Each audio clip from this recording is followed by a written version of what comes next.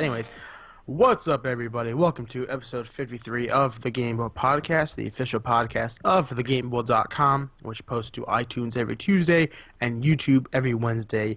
And joining me this week is none other than the person who allows us to stream the podcast every week, Cody. Hello. How are you? I'm doing great, Brett. I just got done playing some Smite matches with Colin, and I feel about as good as I could be.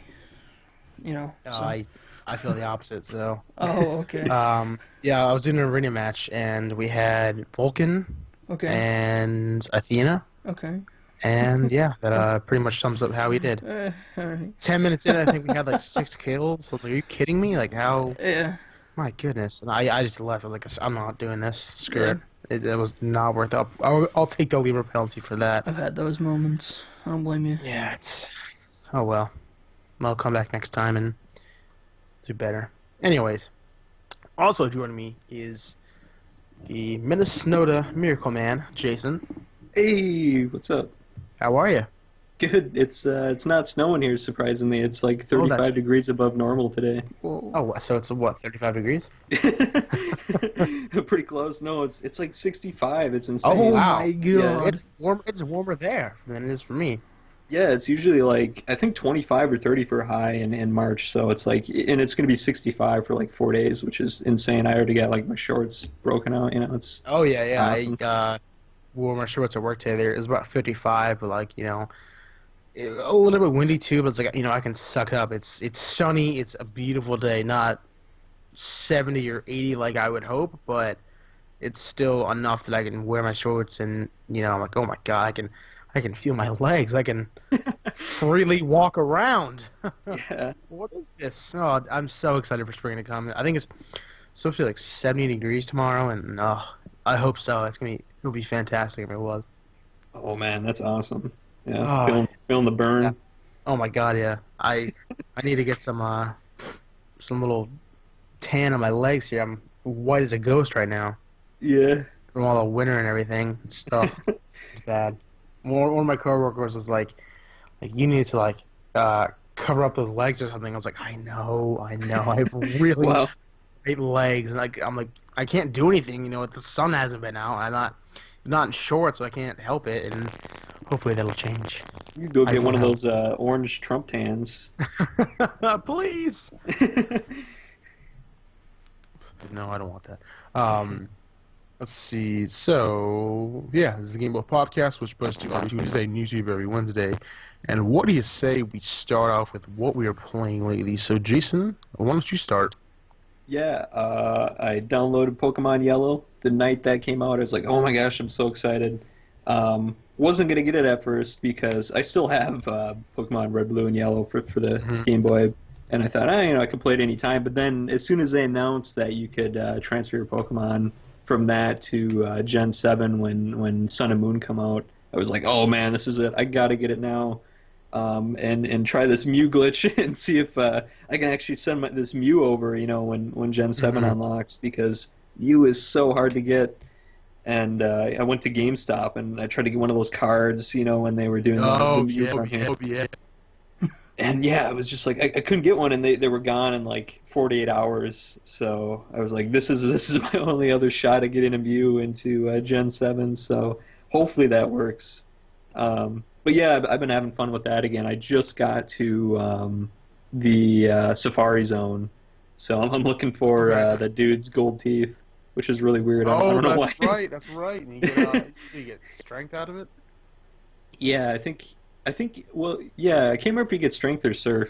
Do you remember, Cody? I think it's you get surf at the guy's house at the end, and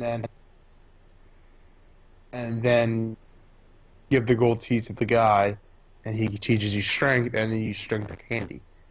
Boom. Yeah. Something like that. He's like Little Wayne or something. Like, why does he got gold teeth? But yeah, so not really too much to say about that. I've been having fun with that. And then I've also been playing Twilight Princess HD. And I know a lot of Toilet Princess. No. I know it's like the popular one to hate on, but it's like my favorite Zelda, I think. Is I it know, popular to hate on? Yeah, I think that's it is. amazing. Like every time I go online, everybody is like, "Oh, the beginning sucks, and it's so task heavy, and I can't whatever." just. Brad, are you okay? Yeah, yeah. Wait, am I remixing? Yes, you are. Yeah.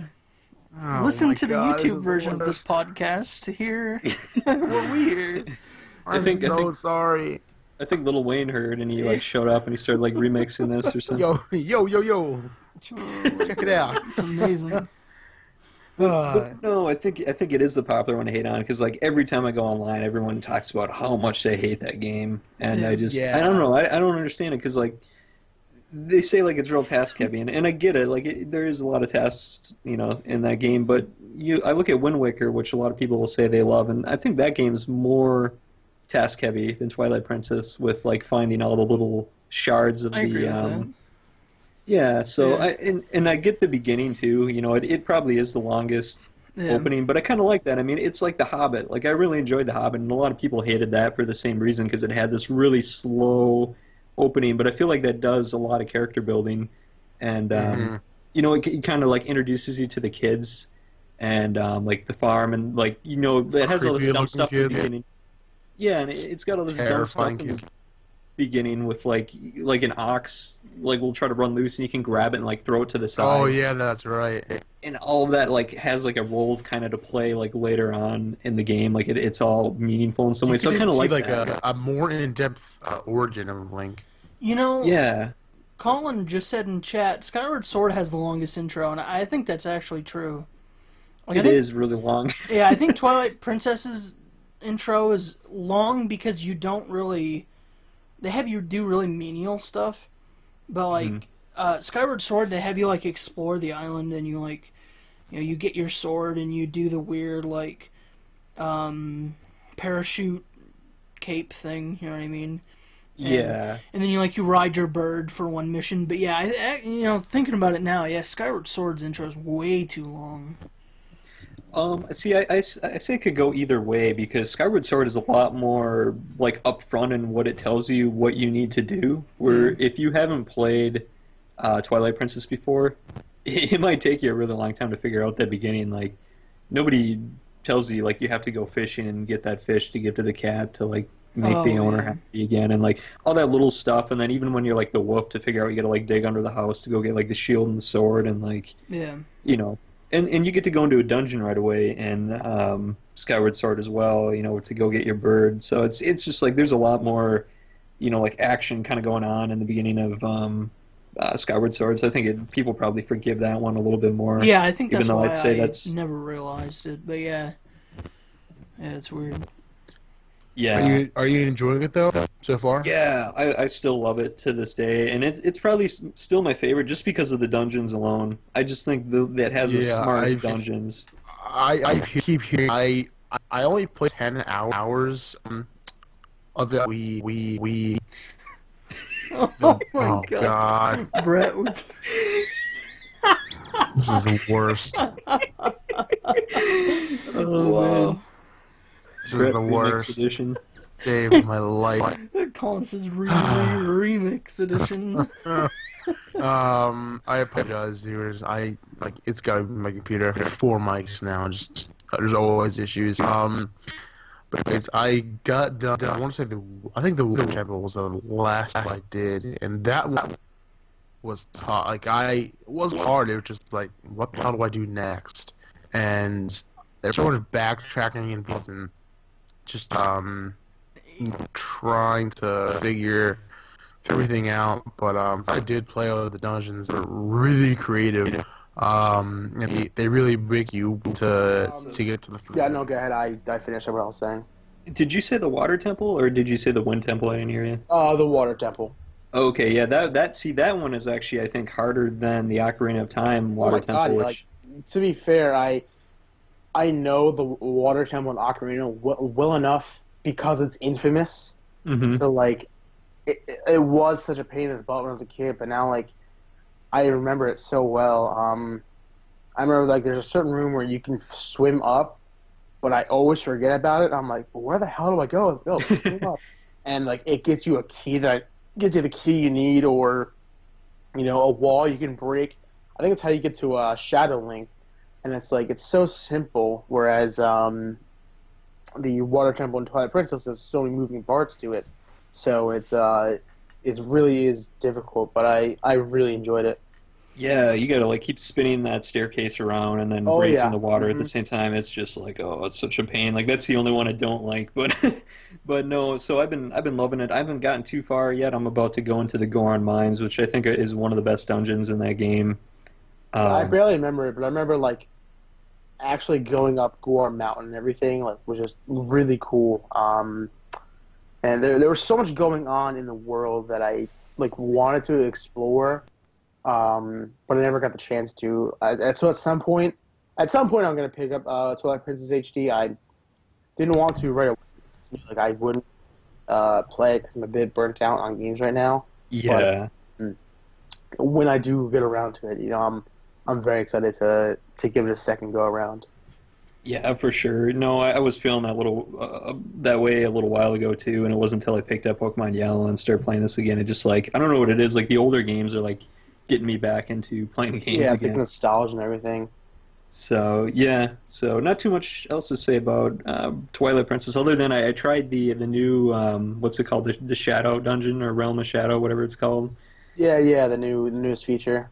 Yeah, and man, that sucks. Like Really? it lets you access it right away when you have like 3 hearts right at the beginning. So it's like, oh, cool. I'm gonna like try to see if I can beat the entire thing with 3 hearts, Mhm. and then it doesn't tell you like that it's only gonna let you play a few like levels of it. Like I got 7 levels in, and then all of a sudden like a message popped up, and it's like, come back when you're stronger, and then it like kicked me out. And it's like that's so Oh stupid. They should man. at least let you try to. I get that they're like we were talking about this in chat, and Cody was kind of saying how like they probably don't want you getting like the best wallet right away, but it would be a really cool reward, if someone was like good enough to be able to get that right off the bat. It would be like almost like beating the boss and like Demon Souls right away, and like getting all the goods like right away at the beginning of the game if you were good enough to do Oh that. yeah, definitely. So yeah, that kind of sucks because now I'm scared to come back like 3/4 of the way through the game and like get to room 45 after like 7 or 8 attempts, and it's like, nope, sorry, come back when you're stronger. Can't get the like Yeah, level I 50. mean, I can see because I believe it's what when you turn hero mode on, you lose like 4 hearts as opposed to just one. Like that's what makes it more difficult. So I could see that like you don't have the heart capacity to do it, but I'm not entirely certain. Yeah, I don't quite understand it, and it doesn't like tell you when or you're unlocking more rooms or anything, which kind of sucks. So I'm probably not going to come back to that till I beat the game. But and then I've had a few problems with Amiibo too, where the save files are getting deleted off there somehow. I don't know how, but it Hmm. keeps telling me like my Amiibo save file is being corrupted on that Wolflink Oh Amiibo. jeez.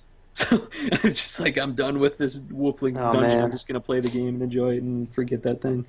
I hate to do this, but I'm going to be back for about 10 minutes. So, Cody, why don't you and Jason talk about what you're playing? I just have to take care of something real quickly. All right. So I mean, Jason, you're probably the person that is the hardest to talk to about this. But I've been playing Smite lately. No, no. Um, Yeah, yeah, when you guys were talking in the intro, Yeah. I was like, what the hell are they talking about? yeah. So I'll save that. But I've been playing Birthright again. Like I kind of set it aside for like I don't know, maybe like 3 or 4 days, and then picked it back up. And what it was I was doing Birthright on hard classic. But the thing is, every time a character would die, I'd restart the mission entirely. Hmm. So, like, and that's what I did with Awakening. But then what ended up happening was I was like half asleep one night, and like I was deciding whether I wanted to go to bed or if I wanted to play games. And I'm like, I'm gonna go to bed, but before I go to bed, I'm gonna go on to my Fire Emblem save.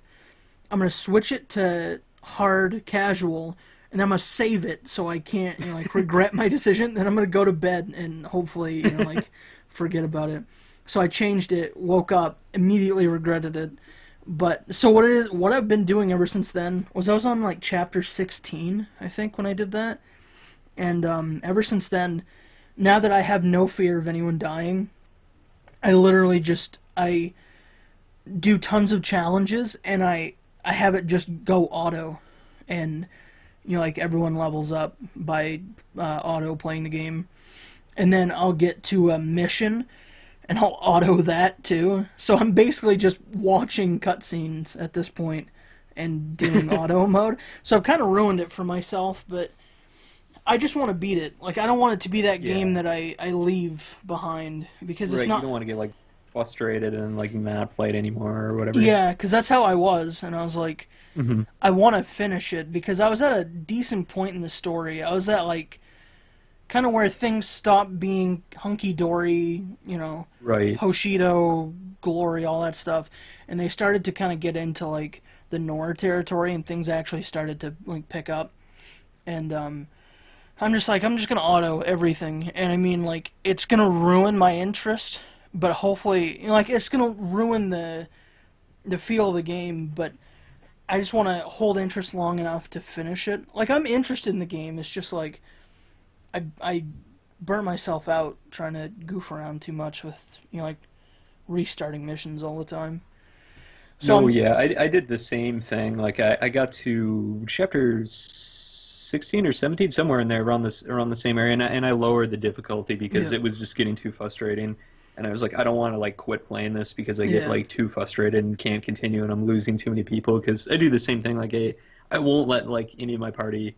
I won't let any of them die, so I like, restart if someone dies. But there was one point where I almost quit because I was getting so frustrated on, I think it was chapter, like, 17 or 18 on Conquest, where you have to, like, take out a king or something in, like, 20 turns, and there's, like, these poison barrels sitting around. Oh, really? And you were playing Conquest too, weren't you? No, I was playing Birthright. Yep. Okay. Oh, you didn't play Birthright? No, I played Conquest. Oh, okay. Yeah, so I got up to turn 19, and for whatever reason, there's like teleporters on both sides of the room, and they, like, teleport your character into another room. Oh, okay. And I was right there, and I only needed to get one more hit, like, on the boss or whatever. And every time, like, I reset it, like, the wizard would teleport me into the other room, so I couldn't hit him. And then it would go to turn 20, and it would, like, and it was, like, the perfect run. And it was like, it took me, like, over an hour or so to, like, get to the end of that mission. So I was like, I don't want to do this again. Yeah, I had that happen. I was on, like, mission, I don't know, 15 or so. It was like the last straw kind of thing. And I think it was, like, I got done fighting a ridiculous mission that I had restarted tons and tons of times. And the final boss literally had a 1% chance to crit, and he crit.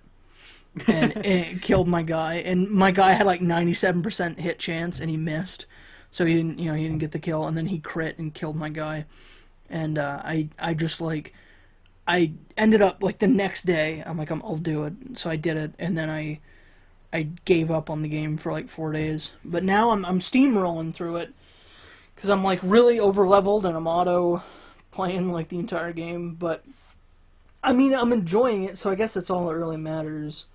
So, as long as I don't lose interest, I guess. Have you tapped your amiibo yet and gotten in any of the other Fire Emblem? Yeah, I grinded for levels, and then I auto battled all the characters, and like, I have Ike, I have Marth, Robin, and Lucina, and I don't use them because like, because I'm trying to get all the children, and there's, like, a few characters, I feel like, I don't know if I let a character die, and I just don't remember who they are, but I don't have enough, like, my male to female ratio is off, because I can't figure out who I'm missing, that, like, I don't know if I get a character later on, and, like, and then I can have a kid with those two, but I must have let a character die, and then, like, I can't find out what's going on, so I can't. There's one kid I'm missing, and I don't know where he is, or how to hook people up to get him. Yeah, I looked up a list for like, the compatible partners or whatever, and it's so weird in Conquest because you don't even have, like, a compatible pair until, like, mission 19 or 20 or something. Oh my god! And it's, like, towards the very end, and then you start getting, like, the rest of the ones that, like, actually. You can, like, I don't know if you can pair up other couples, like, if it matters, but online it made it look like you had to have, like, that certain couple to have, like, a certain kid. Yeah. or whatever. So I was trying to do that, and it was like, yeah, you don't get like the full like compatible list of characters till like pretty late. It was pretty crazy. And you can't grind missions in that either. So like, if you don't have the right levels, like what is it? What is that called? Not reputation levels, but like if they don't have the right, CBAS,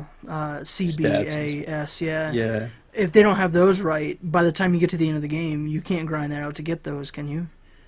Yeah, I don't think. Nah, you can't. That's Unless weird. I think the only other way you could is if you like ran into a bunch of people like Street Pass wise. 'Cause I Oh believe, yeah, and you could do like challenges, not challenges, but you could do like castle defense and stuff like that.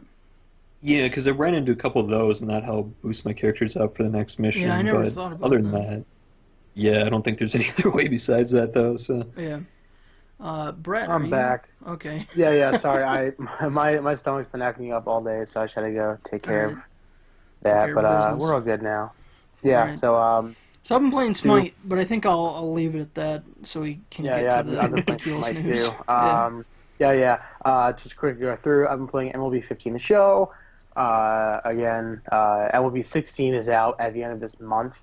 So I just I've been in the baseball mood. Baseball is very close to coming back, and this is a game I buy every year and pour hundreds of hours into every year. I can't get enough of MLB the show. In my opinion, it is the best sports franchise ever. And then I've been playing Shin Megami Tensei Devil Survivor 2, which is, of course, the next game that I've been playing from the other Shin Megami Tensei game. And it just improves upon things. The music is fantastic. Again, it's voice acted. And it's generally the same formula. Recruit demons, feed them together, make stronger demons, and just rinse and repeat and go through the story and kind of see like how Tokyo can get messed up this time. How many Devil Survivor games are there? I believe there are two. There are quite a few sub-series of Shin Megami Tensei. Oh, okay. They initially were released on the DS, and then they were re-released again on the 3DS, and that's where I'm playing them. Oh, okay. But anyways, we're going to move on to the news storm because a lot has happened in the last week plus time. So what do you say we get started with that? And we have to start with some really unfortunate news in that Fable Legends, which has since been in development, since at least, 2013, 2014, it has been canceled. Microsoft, they have ceased development of the game, and they are in discussions right now to close Lionhead Studios, one of their first-party studios behind Black and White. Of course, the Fable series, which for Xbox fans is definitely a beloved franchise. On top of that, the news today broke on the official Xbox newswire by Hanno Lemke, the general manager of Microsoft Studios Europe, and this is, quote, after much consideration, we have decided to cease development on Fable Legends and are in discussions with employees about the proposed closure of Lionhead Studios in the UK. This was a company founded by Peter Molyneux in 1996, and like I said before, they've done Black and White and, of course, Fable. And, this is, it sucks to hear this because, for me personally, Fable is not only my favorite game on Xbox, like the original Xbox, it's probably one of my favorite games of all time. I poured so much time into this, and I know not a lot of people they generally want Fable, like they would have preferred the next Fable as opposed to getting Fable Legends, which is fair. I know I was excited for Fable Legends, but it's unfortunate that it happened. And you hate to see a studio, especially one with a pedigree quite like Lionhead Studios, potentially getting shut down. It really is saddening news to hear today. yeah, I was pretty bummed when I saw that this morning too. I'm also a huge fan of the original Fable. I still remember getting Xbox Magazine back in the day, and they used to come with like little demo discs. and I stuck that in. I think there was a video like 3 months before that came out, and I'd watch that over and over and over again because that game looked so cool. Like I knew I wanted it like well before it ever even came out. And so yeah, and same thing. Like it was probably my favorite game on the original Xbox. Wasn't as big of a fan as they went on, and I wasn't too excited for Legends, but it's just really sad to see that company go because they did make some great games, and it's like, man, there's a lot of studios going down now, and it's just sad because it's like, we grew up on some of those games, so seeing go it's definitely a bummer. It's weird looking at how much the games industry has changed in the last even 5 years. When you just look at like the studios that were there before, and now they're not there anymore. It really is a tough business now. It's the line between AAA and indies. It seems like those two are the only ones at this moment. You're either a AAA or you're an indie at this point. There's no middleman, no THQ and everything. That's been that way for a good while now. Cody, do you have any feelings on this? Probably not good ones. Okay. I mean, I liked the first Fable, but then 2 ruined any. I didn't like 2 at all. It ruined all my hopes and dreams for Fable, and then after that, I couldn't care less. Honestly, I never played Black and White. People were talking about the game, and I had no idea that was a thing. Yeah, I never heard of it, but I saw some people I follow on Twitter tweeting about it today, and they're like, "Oh man, I'm gonna miss that game. That was a really good game." I was like, "I've never heard of that." Yeah, I'd never heard of it either. To be fair, I played like 3 games on the Xbox, Fable being one of them, and then probably like Madden and Halo. But yeah, it seems like that was another game that people really enjoyed when it was out, and I believe there was a Black and White 2. If I'm not mistaken, I think I saw somebody tweet about that. I don't have much knowledge on the IP, so I can't speak to that. But up next, some more, not as somber, but somber news nonetheless. This was actually last week.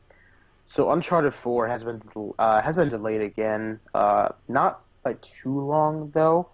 On the PlayStation blog, PlayStation president Sean Layden said the delay was due in part to Sony needing more time to manufacture the game's discs to meet the considerable worldwide demands. And the director, Neil Druckmann, has offered his own take on the game's latest delay. And he took to Twitter to say, said, this will make for a smooth worldwide launch. Thank you for your patience. It'll be worth it at the end, promise. And I believe it is only a 2-week delay, so it's nothing performance-wise or just trying to iron out the kinks. It seems it's just they want to make sure that everybody can get their hands on this game, and deservedly so. I mean, Uncharted 4 is going to be a massive game, and you're going to want as many people as possible playing the game. So, I mean, it's 2 weeks. It's not like it's going from March to, or I guess April to like August or something. It's very small, and it seems like the game is finished. It's just a matter of getting it out there for enough people. Yeah, when Jake first jumped in the chat and said it's delayed again, I was like, oh no, my immediate reaction was I thought it was going to be like delayed till November or something. Oh my god, I was like, no, like please, no. But yeah, 2 weeks is like, it's nothing, and it's a good thing too because it's the last game. They want to perfect it, and they delayed The Last of Us a couple times too. And I know you don't care for that game that much, Cody, but man, I feel like that probably really did that game a service. Yeah, there's no problems with that game. I was sitting out on this Uncharted talk because I'm like, I don't really care for this either. But that's okay. We're not gonna force you to talk about a game you don't really care for. Thanks, Brent. We'll get to a game that you'll get to stuff that you care about soon enough. Not that soon, by the looks of it, but yeah. Yeah, actually, I have so many stories to get through this week. Jason, did you get a chance to play the Uncharted 4 beta multiplayer beta? Multiplayer beta that happened this weekend. couple waves of it. Like I played the first wave. If you picked up the Uncharted collection, you got to play the first wave. It was like right before PSX. So I played that the day before we left, and I had a blast. I played as Sully because they give you points right away. So I bought Sully because he's the best character, of course, and I bought a white tux and shades. Please, and it's so Jeff the cameraman. I don't know if he's in this, but he is the best. That would be if he were DLC, I would buy it. so yeah, I was running around with Sully and shades, and like I love how like so you can like buy an RPG after a couple like I think after like 3 or 4 kills in a row you can get an RPG or something. So I kept getting RPGs, and he just has like these dumb like corny lines that he drops when he blows someone up, and it's just so funny. I don't know, it's so much fun. Yeah, I got a chance to play it on I think Saturday Saturday or Sunday for a few rounds, and in the past I've heard that Uncharted multiplayer is solid. You know, it's just fun, and I figured why not give it a shot because I really enjoyed the last one's multiplayer, and for me that added longevity to the game. I put in extra time, and I probably wouldn't have if I didn't enjoy the multiplayer. So I got more bang for my buck, if you will. And that could definitely be the same for Uncharted 4. Unfortunately, I only really played one map. It was like a jungle type map, but it was a lot of fun. Like just seeing like 4 or 5 Nathan Drakes running around, like one wearing a hat, I had like the douchebag aviator shades. And I look like such a jerk right now, but it's so worth it. Drake, no. Drake, no. And it was just really fun to play. The gunplay, it feels, sounds. I don't know if they change it, but you get money as you get kills and assists and everything, and you're able to get RPGs or excuse me, like the special ability. I think they have preset classes and everything, and one of them is you could use the like the El Dorado casket, and it kind of like I guess maybe tags the enemies or kind of like just like poisons them or something, does something to them. But that's something you can buy too. You can buy like a heavy gunner bodyguard, and it's just fun to run around and just be silly. You're not going to take it too seriously. You're not going to treat it like competitively like Call of Duty or Battlefield or something. It's just it's Uncharted characters all shooting around, shooting at each other, running around, and having fun. It's really silly. I'm glad I got a chance to play it. I'm definitely gonna look forward to it when it comes out. For sure. And up next, this is Quantum Break related news. So, Quantum Break's live action episodes can be skipped if you choose to do so, but the developers hope you don't do that. So, Remedy PR head Thomas Buha explained to DualShockers that if you skip the episodes, you skip the live action episodes, you'll still have an understanding of the overall story, but you'll miss out on some of the nuances. Let me see this quote from so quote, I've played games for 30 years, and I've played through every Metal Gear, and I've never really had a problem with the cutscenes being really long. He said, it's important to understand that the live action episodes in Quantum Break are not cutscenes. It's like the whole sort of TV episode right there, and there's 4 in the game. Now, if you want to keep playing, you can skip the episode, he added. It's not locked, and you can just keep playing, and the story will make sense. But it's been always designed from the ground up as a cohesive experience where you should play the game and then watch the live action. So I know recently it came out that the episodes themselves won't be on disc either. I believe via Windows 10 you can stream them, and then Xbox One I believe you download them. I would assume from the Xbox Store. Let me just see if it's in this news story at all. I don't believe so. Did it say anything about so when they first announced that show? They mentioned something when they first showed this at E3 a couple years ago. Like all players' actions would be like pooled together somehow, and that would like change the way the episode was for everybody. Or I wonder if everybody's just kind of like getting the same episode now, like if they're still going with that idea or not.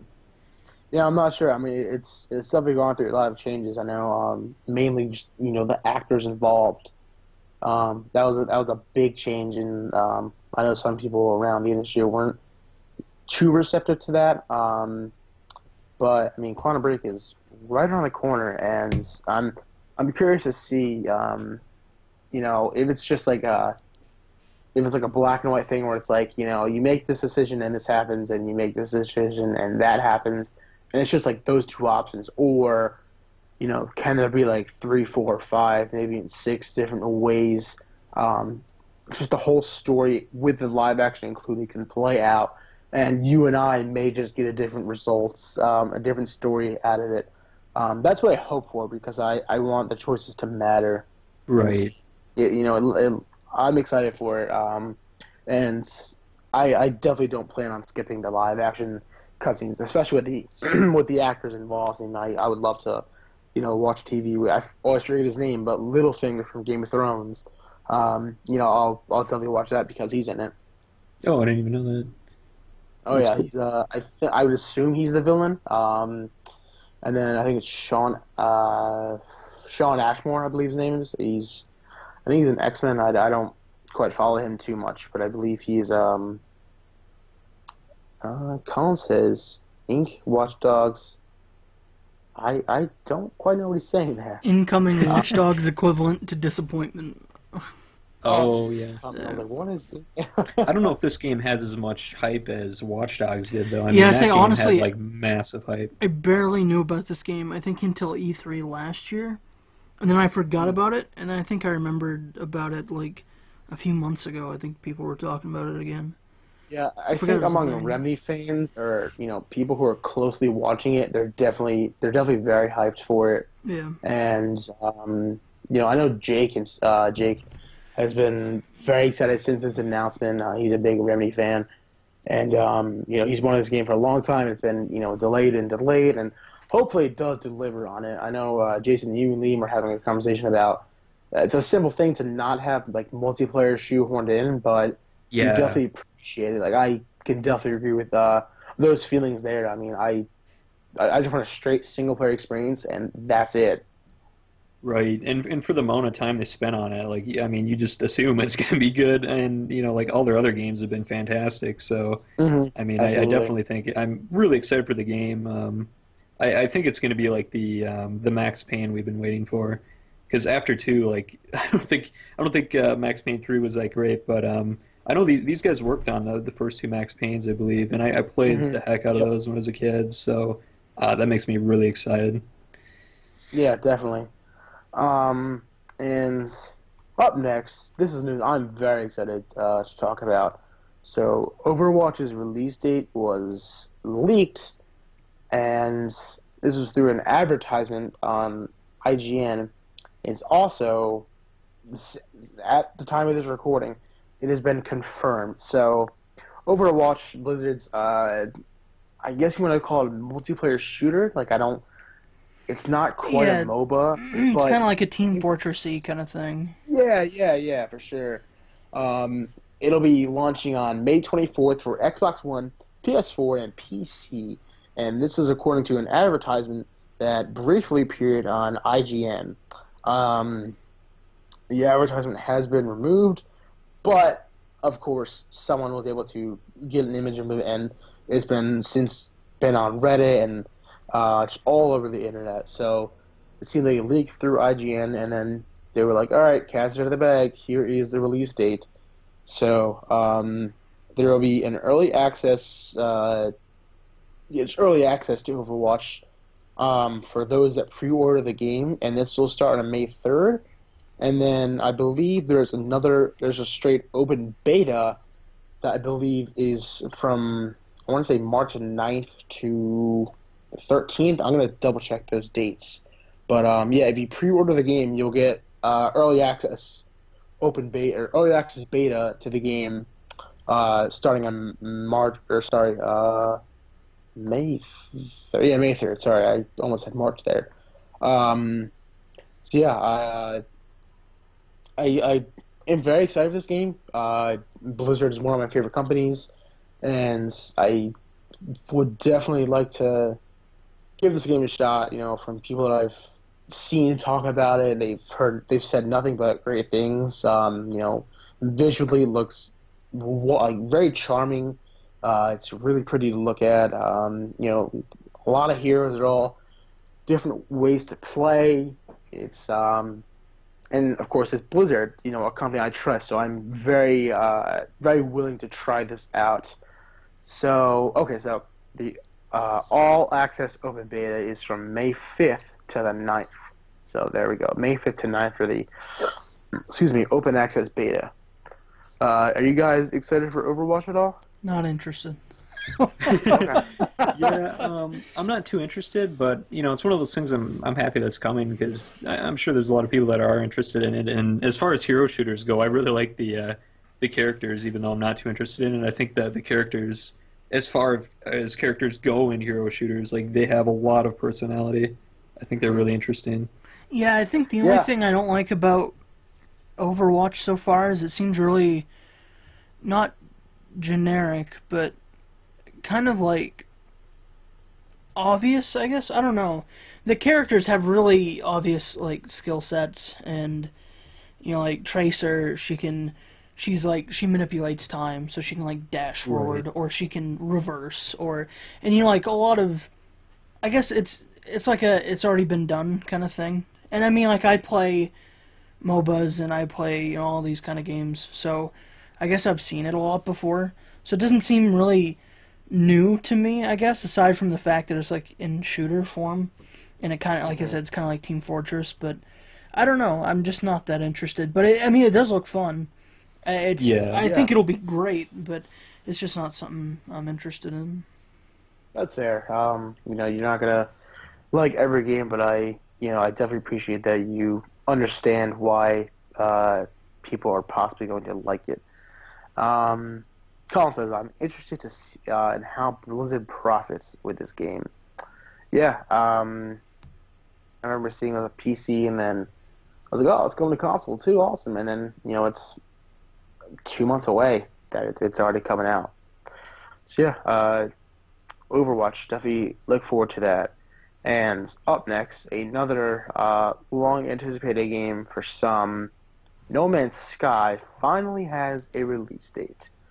So, Hello Games, Space Epic, if you will, is coming to PS4 and PC on June 21st in North America, and then the UK launch date is June 24th. And Sean Murray was speaking to people. I think there may have been an embargo with this because all of a sudden you started seeing coverage for this game. Like the day it was announced. Jason, are you interested in this game at all? I'm very interested in this game. Okay. I'm I know super Cody excited. I don't want to speak for him, but I know myself, and I believe, Cody, you're not too interested either. Not interested. I'm not. I just haven't been sold on it. I'm sure. Hopefully, what it does, it does it well and it gets people excited. But from what I've seen, it's not for me. If I were, a few years younger, when I was more interested in space and everything, I would have been, head over heels, all about this game. But it hasn't really clicked with me. I just hope people don't get disappointed. Like the hype is. Yeah. I don't think it's going to be as big as people think it is. Like I think people have really crazy high expectations for this game, and I don't think it is going to like blow people out of the water. I think it's more just like an exploration game and sort of a Metroid feel where you're sort of alone in the universe and you're exploring and discovering these things. But I don't know if there's going to be like much more to it than that. But that's fine with me. Like I'm kind of like, I want that game where, if you had like a stressful day or if it's like a rainy or snowy day, you can just sit down and kind of relax and like play that exploration game for like 30, 40 minutes. Name Just have a this fun time. planet's pumpkin pie. Phil. Boop, somebody will come across this planet like discovered by so and so. Like, welcome to my beautiful planet. Like, I feel like it's gonna end up being one of those games where, like, so many people are interested in it right now, and then it's gonna have, like, that Splatoon effect where, like, everyone bought it, and then, you know, like, people play it for, like, 2 or 3 weeks, and then they're like, this isn't what I really... Like, they knew what it was gonna be, they just didn't really enjoy it as much as I thought as they would, and it's gonna have, like, a... It's gonna have like a fan base, kind of like Splatoon does, and then the people who bought it are kind of just gonna like slowly be like, you know, it's not bad, but I don't really feel like I feel like I've lost kind of enjoyment with it. I don't know though. Yeah, it's worth noting that this game is going to launch at $60, and there will be a physical release. So if you're, you know, a collector or someone who prefers physical copies, you know, you will have something. To hold with your money. It's not just going to be a, you know, digital download, which I think, for whatever reason, puts some people at ease, and I can understand that. I know some people with the game were a little bit upset at the idea of it being $60, but I mean, this game is potentially infinite, and, you know, we don't know for sure, but from what it sounds like, you know, there are millions of planets to explore, and you could... You know, if you get into this game and, you know, you really find yourself enjoying it, this game could last for a very long time. So I'm not too worried about the price point. I mean, you know, it's a small team and it's a tremendously ambitious game. I hope it works out for them. But, you know, I have no problem with the $60 price point.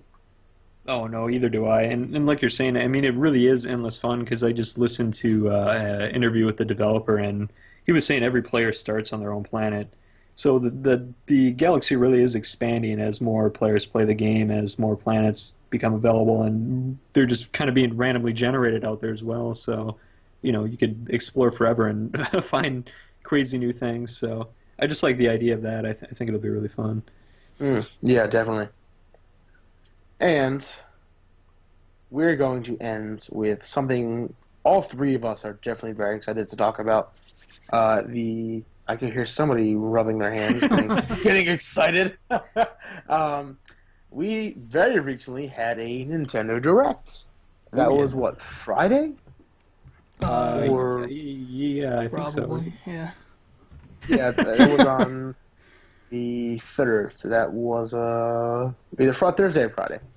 Anyways, so this Direct was essentially just highlighting, you know, some of just.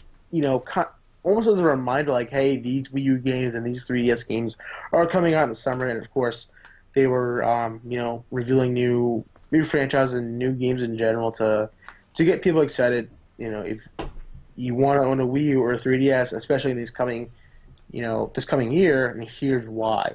So, they started off with Star Fox Wii U, and I have to say, I was, you know, a little bit excited for, Star Fox Zero. I was a little bit excited for Star Fox Zero, just because, you know, I love Star Fox 64. You know, I would love to see it. It looks very similar to it, and I'm okay with that. You know, I played that game a million times. It's just really fun to play.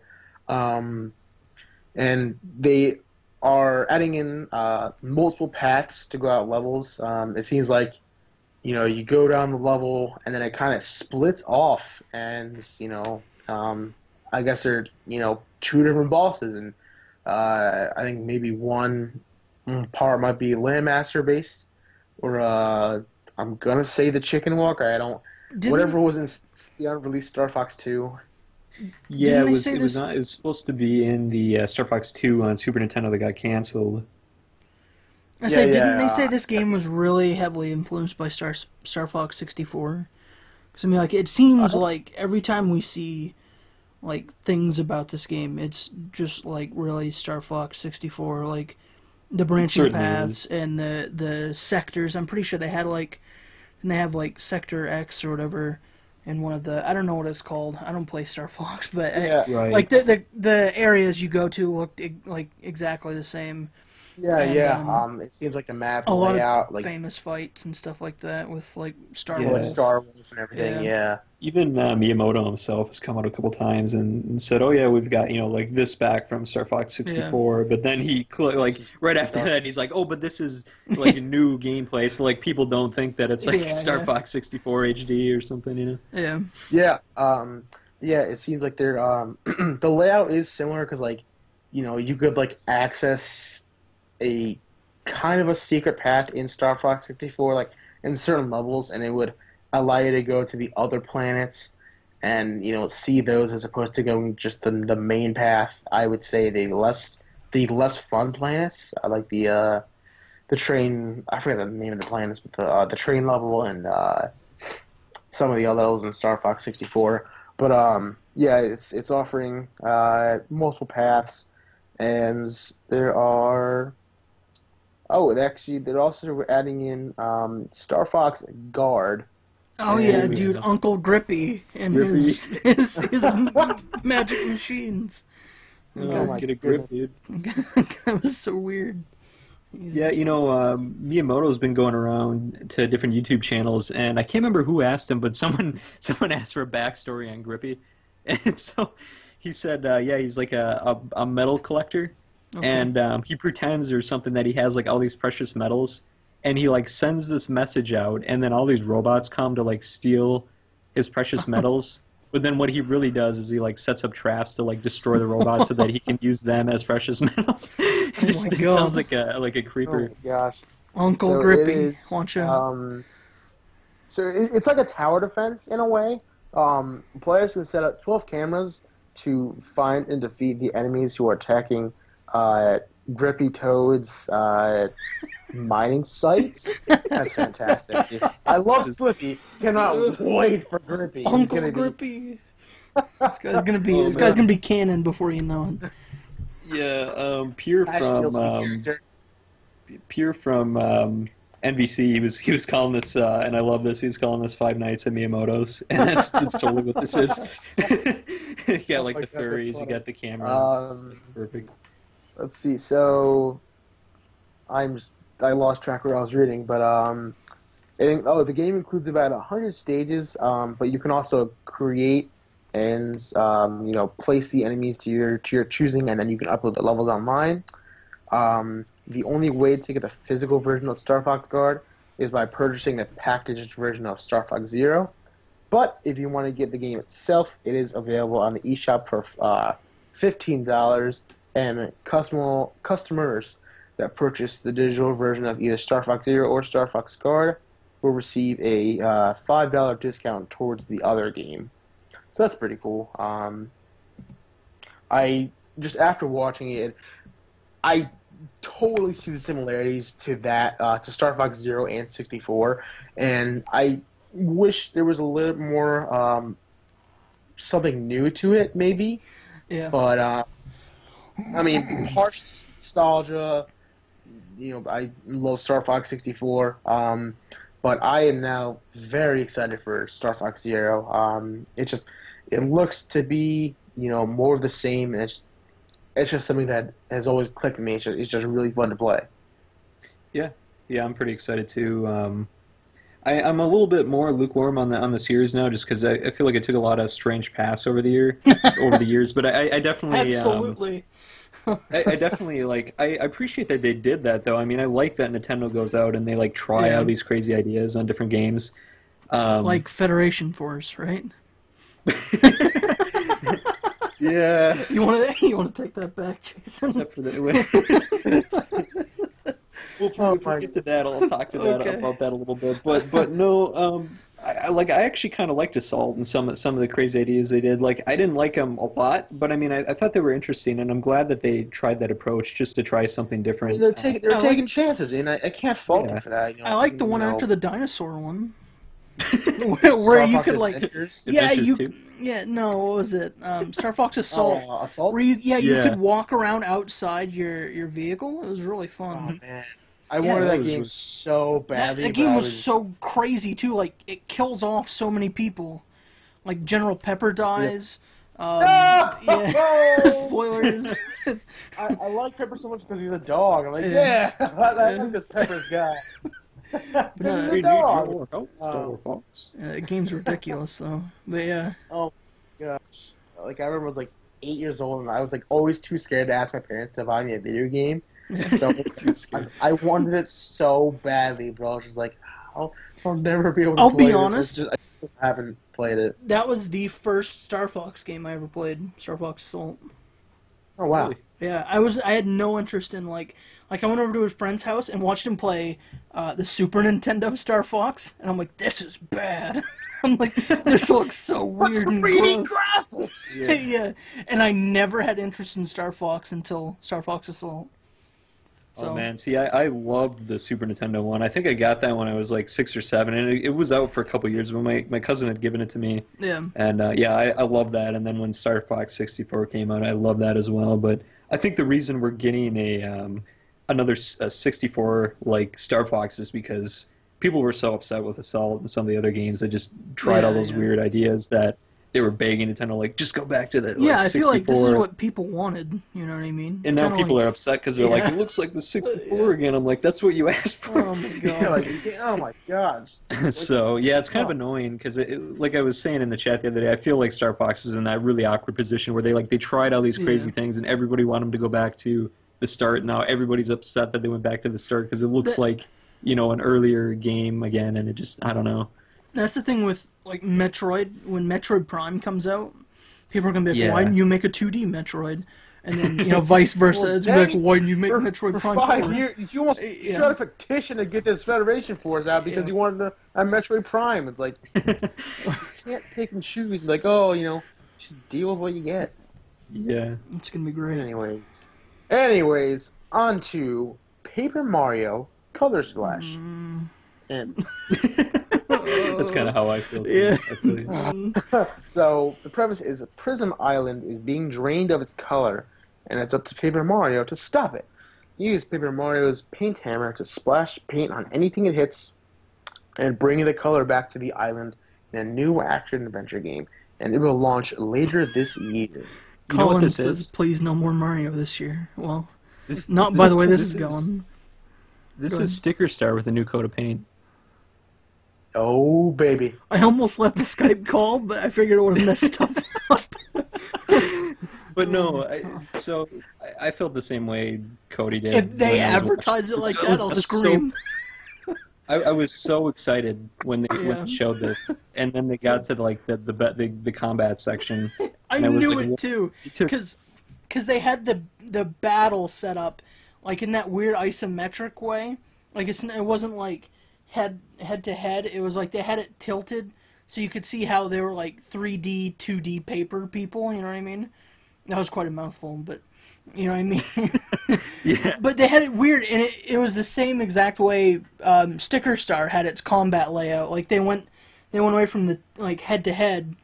Well, see what it was in the old Paper Mario games. They used to have it as like a what was it? Like a stage theme. Like it used to be on stage. Like it was being played out by like like Papercraft. And now it's gotten to a point where it's like this weird tilted like legit looking battle setup. And I knew the second I saw it look like that, I'm like, there's gonna be stickers or something.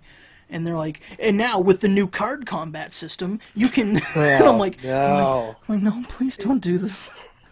The thing is like, there's been a couple of great Paper Mario games, and they just happened to take like the worst system that everybody hated, and I was just shocked that they did that. And not only that, but the combat, like they made it even worse. Like it's more than just playing cards now. Like they said, like you have to paint the card and then like flick it and do all this crazy stuff, and it's like.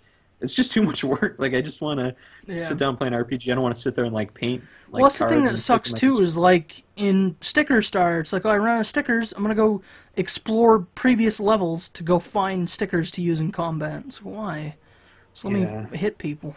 Like what? It's such a bummer because this game looks gorgeous. Yeah, it does. It really does. Absolutely looks amazing. Such a bummer. There's always next time. They'll rebound.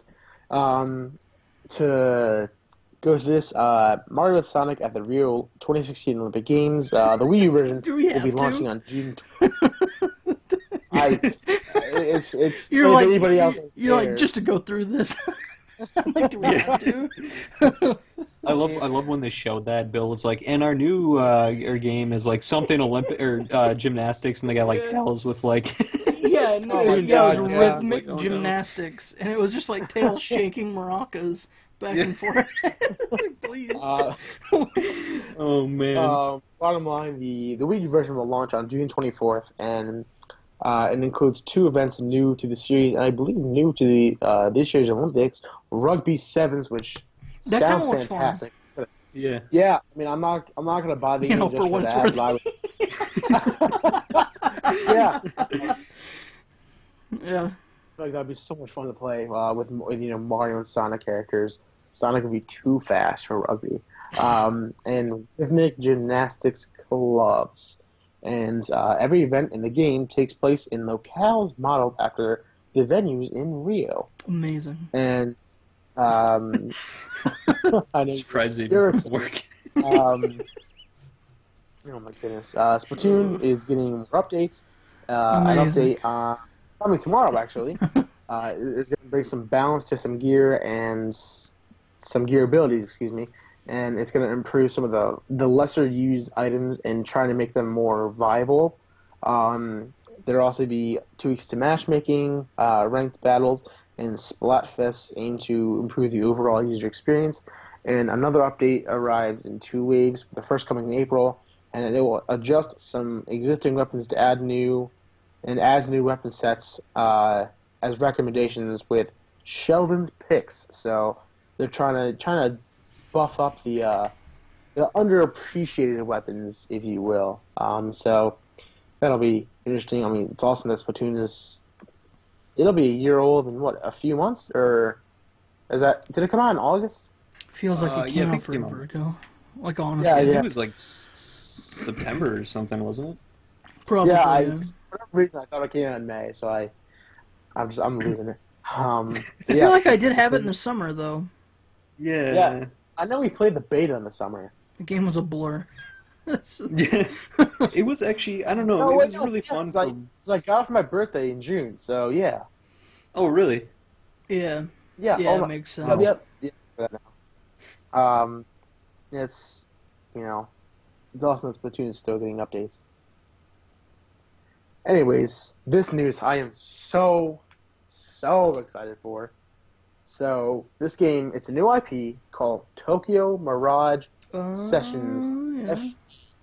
So, for those who don't know, a few years ago, Nintendo announced a game called Shin Megami Tensei Cross Fire Emblem. And they gave new details on the game and everything, and it kind of went dormant for a while. I was like, what the hell is this game? I love Shin Megami Tensei, and Fire Emblem is a cool franchise, and I want to see this game come to the West. And it is real. It's coming to the West. It's real. With a new name, and It was so says- weird. I saw it during that Yeah. direct, and I'm like, is this? I'm like, I don't know, is this the same thing I'm thinking of? I was at work, the direct was going on, and I was like, Yeah. like 30 minutes before it started, I was like, just at me like crazy if they announce, this game or another game. And I get like the message from Cody. I was like, yes, like, oh my Well, like- god, yes. Like, I Ew. saw it, and it looked like it, and I could have sworn I saw the weird Crom, like, the version of Crom in that, and I was like, do I tell him? I'm like, this isn't the same name. Do I tell him? Because it was called like Sharp F or something, isn't it? It's like, Oh, yeah, Sharp F. yeah, and I'm like, I don't think this is it, but I'm gonna do it anyway. So I'm like, Brett. So yeah, the Sharp kind of comes into play with you're essentially a pop star, and it's a new RPG from Atlas. This is, again, Shin Megami Tensei Cross Fire Emblem. It's out in Japan. I don't know that's its official name in Japan, but a sinister force from another dimension has invaded modern-day Tokyo, and it's resulted in a fantastical barrage of style, fashion, music, and danger. So I hear um, there's music videos and advertisements in the game. Yeah, that's what it sounds like. There are, I'm pretty sure you know, that Chibi Robo 3DS game did the same thing, and everyone hated it. So we'll God. see how that goes. Well, this Um, game, I know it's been out in Japan for a while, like Brett was saying, and I've heard some early reviews over there that it's getting pretty negative reviews, Yeah, so I yeah. don't know. yeah, unfortunately, but I don't care. I'm buying it. Well, I've wanted this game for a few years now, and I'm gonna see through it. Whether it's good or not, hoping it's good, but or hoping I'll at least enjoy it. Um, yeah, so it seems like you're a pop star in Japan. I think the music was done by one of the bigger, I guess, music agencies in Japan. I'm not positive on that information, but where the Fire Emblem stuff comes in is that Chrom will be in the game. He's a badass looking version of Chrom. He looks even cooler than he does in Awakening. Um, I say it's and weird. Awakening's so outdated now that, like, to see all these characters. Like, there was a few characters that I don't even remember in Awakening that apparently were pretty big, like, boss fights in Awakening. And they have their own, like, weird remake in that game. And I was like, I don't know who this is. And I had to look it up. But yeah, it's weird. So it's Avex is the Japanese entertainment company, and there'll be dungeons themed after the entertainment industry and eye-catching music That's weird. performances, and it launches on June 24th. So, would that be like a metaphor for like the entertainment industry? There's like demons inside these entertainment industries. I don't even know, but like from what it sounds like, you can walk around Tokyo and everything, and I guess demons are taking over. And my question is, how? Well, it was originally Shin Megami Tensei. Do the demons? Is that where Shin Megami Tensei only comes in? Or does it, take the difficulty of Shin Megami Tensei? It looked like a I don't- gameplay thing, and then like Yeah, it with looked the like characters like, of yeah. like the camera angle and everything. It looked like the way Persona looks, but of course, that stems from Shin Megami Tensei, where you expose an enemy's weakness, and Yeah. they might get stunned or something, and you get an extra turn. And then you go in for Um, an all-out attack, right? Yeah, so that's Persona. Yeah. You get like an extra turn other Shin Megami Tensei games, but yeah, I'm very excited for this. I hope it is sound like there's I don't know I'm saying at this point. I believe you play as like a Japanese pop star or pop singer. And of course, like we said before, the advertisements and everything. I'm curious to see like if that factors into the battles at all. Like maybe it's just background design or like like the music, like it's pop music and stuff. I'm just curious to see like how those two kind of incorporate with each other. So I wonder why they retitled it though. Like I wonder if maybe people were upset that it didn't feel like either of the two, and it felt more like a Tokyo Pop game, so they renamed it Tokyo Pop, whatever. Yeah, I was confused. When I first started reading the messages you guys were saying about it, like it sounded like almost like a rhythm game. yeah, And then like mixed with some other stuff, I was like that's not what I want. But like it just seems like there's rhythm stuff in there, but not in the actual gameplay itself. So I'm curious to see how it exactly ends up. sounds ridiculous. I can't wait. Yeah, and I don't care. I'm gonna play in the summer. I'm gonna hopefully enjoy it, but we'll see. Anyways, let's move on to the 3DS. This one is big. Cody and Jason are excited for this. Kirby and I am. Robobot. So Cody, you want to go first? I know you were like hyped on this one. Oh man, I love Yeah, Kirby so much. Cody, do you want to explain what this game is? So Kirby, was it Kirby? Is it just Planet Robobot? Yeah, it's Robobot. Okay, yeah. So what it is it's based on Planet Robobot, and like it's not a pop star kind of thing like it normally is. And there's all these like weird there's so many cool areas. Like there's a weird robot town one that you go through, and it's still a 2D side scrolling Kirby game on 3DS. and it pretty much plays like Triple Deluxe by the looks of it, with the whole kind of like background, foreground, like transitions and whatnot. But everything's robotic, so the main kind of point in this game, like in Triple Deluxe, there were hyper Kirby, and he just kind of like inhaled everything, and there was like little mini game things you did with that. But in this one, he like can take mech suits from like the enemies, and there's mech suit like segments, and the cool thing is the mech powers. Kirby applies his own like flair, so the mech suit can have his copy ability. So like you can inhale, like Cutter, and then the mech suit transforms into something that throws boomerangs, or like you can inhale like a sword enemy and it changes into like a sword, like it grows a sword and a shield, and then like it changes. So like you have these levels based off of mech areas, and then like they have weird ones where like it turns into like a shoot 'em up thing, and like and then you inhale a certain enemy, it turns into shoot 'em up, and it's just ridiculous. It looks so fun, but it's like Triple Deluxe, but more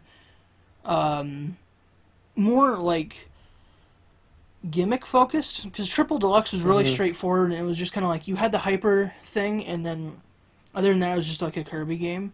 And this one seems like its own kind of idea, which is really cool. So yeah, there's a fantastic picture floating around.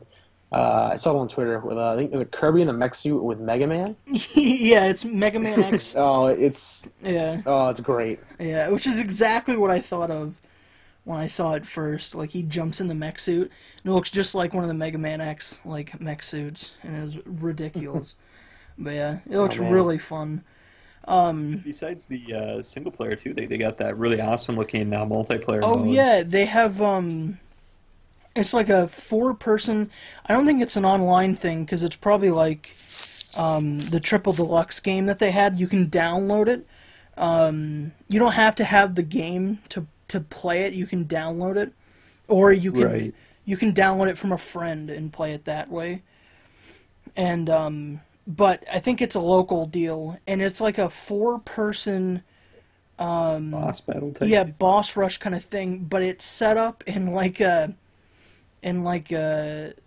dungeon-y kind of sense, where like you have a healer, you have an axe wielder, like you have like a tank kind of character, you have a sword user, and then like a ranged character. It's really funny, like because there's a new copy ability in this one.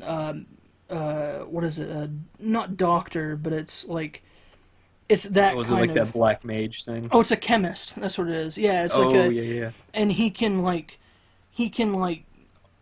a big like a big like test tube table, and he can shoot like chemicals at allies and they heal from it. And he can like shake up like test tubes and beakers and throw them and like heal people. So, and what it is, like as you do boss fights, you level up that class and then gain stats kind of. I mean, if you want to think about it, like kind of Kirby Air Ride-ish, where you have like like speed, and strength, and all that kind of stuff. Like those kind of stats. It seems really fun. It's I can't wait. I love the 3DS Kirby games. Like Triple Deluxe was my favorite 3DS game until Monster Hunter 4 by far. So I'm really excited. Speaking. Oh, I'm sorry, Jason, go ahead. Oh, sorry, I was just going to say Triple Deluxe is probably one of the only Kirby games I didn't play, and I wanted to pick it up at some point, but now that this is coming out, it just looks like a much more advanced version of that, so I'm pretty excited, because I'll get to play that then instead, but yeah, I'm really looking forward to it. Anyways, speaking of Monster Hunter Generations will be coming to the West. It will feature a special collaboration armor set based on Marth from Fire Emblem, and anyone who plays Monster Hunter Generations on 3DS with Monster Hunter 4 save data present will receive bonus content in the game. This is it? I haven't seen the trailer in quite some time, so your memory might be better than mine as to what exactly this game is. It's just a But it's just a Monster Hunter. I don't think it's a main series game. I think it's a spin-off where for a while they were doing spin-off games like before it came over to the 3DS with Monster Hunter 3. They were actually doing spin-off games on like the Xbox 360 and PS3 in Japan, and it wasn't. I know the PSP had quite a few spin-offs. Yeah, and what it was so like they had the main series. They had like 1, 2, and then Try, and then like all of that stuff. And then like on the 360, they would have like a weird one where they would try new mechanics, and then they like judged how people took them, and then they would integrate them into the next core series game. And this one looks like I don't think this is a main series one. I think this is kind of like a spin-off one because they have ridiculous movement in this game. So like Monster Hunter 4, they allowed you to like mount monsters and climb walls and stuff like that. This one you can like, if you're a bow class, you can do a somersault flip over a Rathalos and shoot at him. Yeah, like as you're flipping over him. And they have ridiculous movement for all of the classes, so like new moves, and it looks ridiculous. I can't wait. It like a lot of people complain about how Monster Hunter is really grounded, and you just kind of like hit enemies, you hit the dragon, and you run away. Hit the dragon, run away, and it's like really monotonous, this and that. And I think Monster Hunter fixed that with like climbing walls and kind of mounting monsters and all of that stuff, like with the whole dimensional terrain. Like originally, it was just like you were on ground and that was it. You couldn't jump off ledges or anything. Yeah. And now they have like ridiculous movement, like being able to flip over dragons and shoot them as you. It's really like it's getting really showy now, and it seems like it's gonna be really, really fun. So. Yeah. We're going to try and quickly get these last few real quickly. So Bravely's second end layer, there will be a free demo on the eShop March 10th. And Best Buy Gamers Club Unlocked members will receive a unique 16-digit code to access the demo early on March 7th, which is today actually. Playing the demo will earn bonuses that players can transfer into the full version when it launches on April 15th. I believe Bravely Default did that. You can play the demo and you get bonuses for, the farther you went. Dragon Quest VII, Fragments of the Forgotten Past. We saw some screenshots of it, of its new look on the 3DS, and it will be launching later in 2016. The game looks quite pretty. It's, I think it's notorious for being like over 100 hours long, being one of the longer Dragon Quest games. No Dragon Quest 8. Oh, yeah, that's right. No news on that. Yeah. You know what else they didn't have that was really sad? What's that? Box Boy 2. Oh, God, Jason's happy. Oh, it's so Box dumb to Boy put in the that. box. Next time that they'll have it. Next time. Yeah, it better. I'm gonna get angry if it doesn't come out over here. Some guy in Minnesota's just getting mad at his little indie game. That's why it's heating up over here, man. It's like 35 degrees above normal. It's just all the steam coming off my head. I was so angry it didn't come out. So bad! Yo, Box Boy 2! Anyways, Federation Force. Oh yeah, I was gonna finish up with that after. Okay.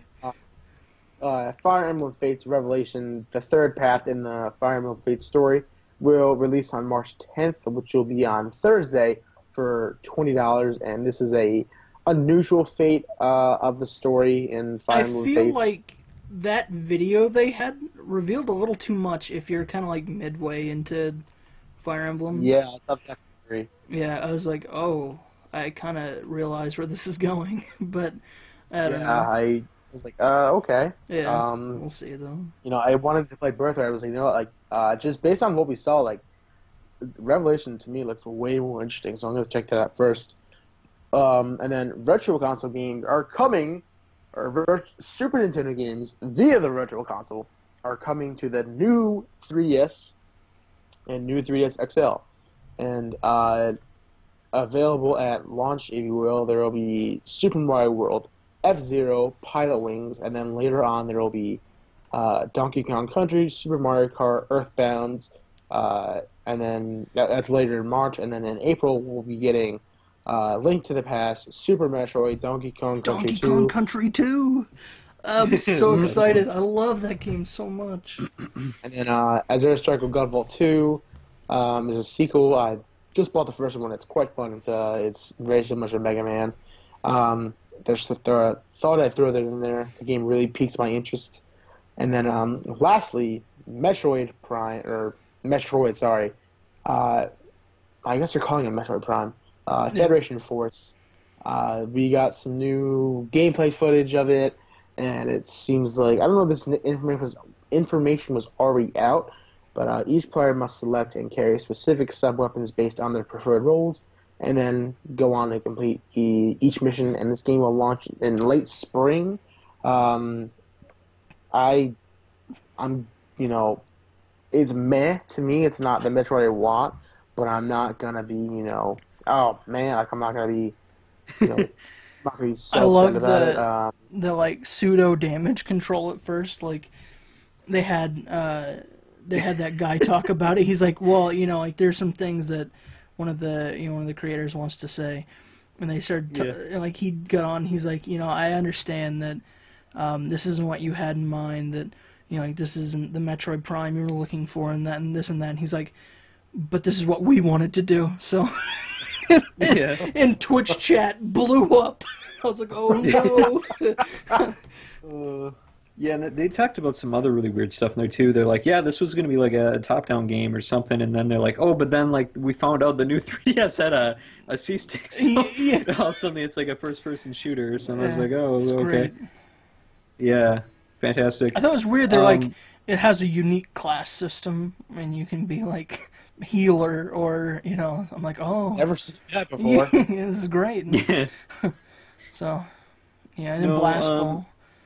They the first time they showed this, I'll be honest, they didn't show it off quite well, and this time I feel like they showed it off a lot more, like what this game actually is, like what we're getting, what this game is about.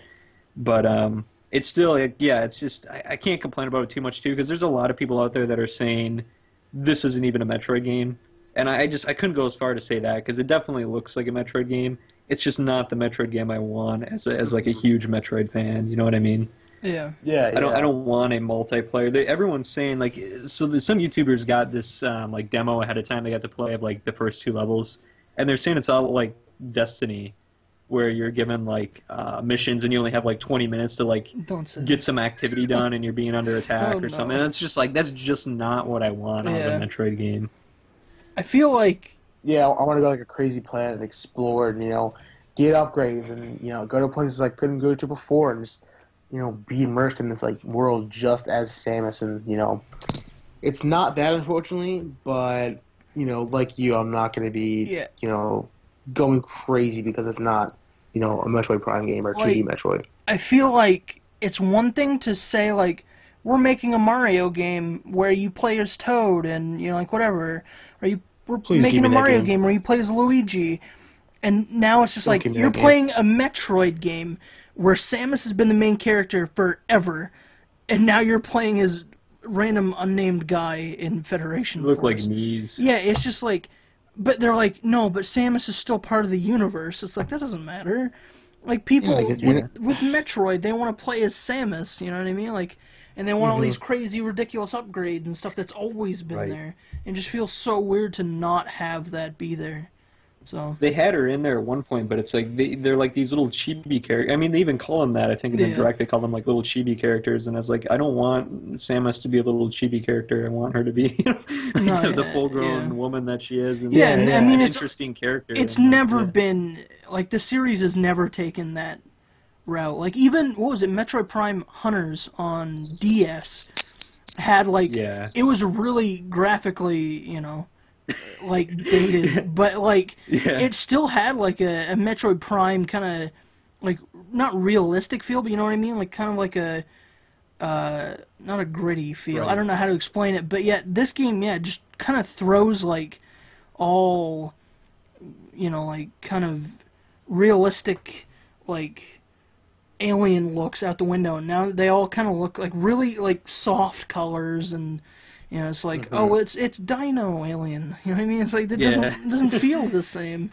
So I don't know. And I don't like Metroid games, but I can totally understand where people come from with this. So I don't know. Yeah. All I can hope is that you know, they're still working on one for the hopefully the NX or something. You know. Yeah. Yeah, there seems to be a lot of speculation with that. You know, I think at some point I may have said this before. Like I view this as like Triforce Heroes almost. Like it's you know, it's not an official. It's like a spin-off. I just hope they learn from it instead of like Sticker Star, where, you know, it was like Sticker Star, people were like, no, don't, you know, like, it was cool, don't do it again.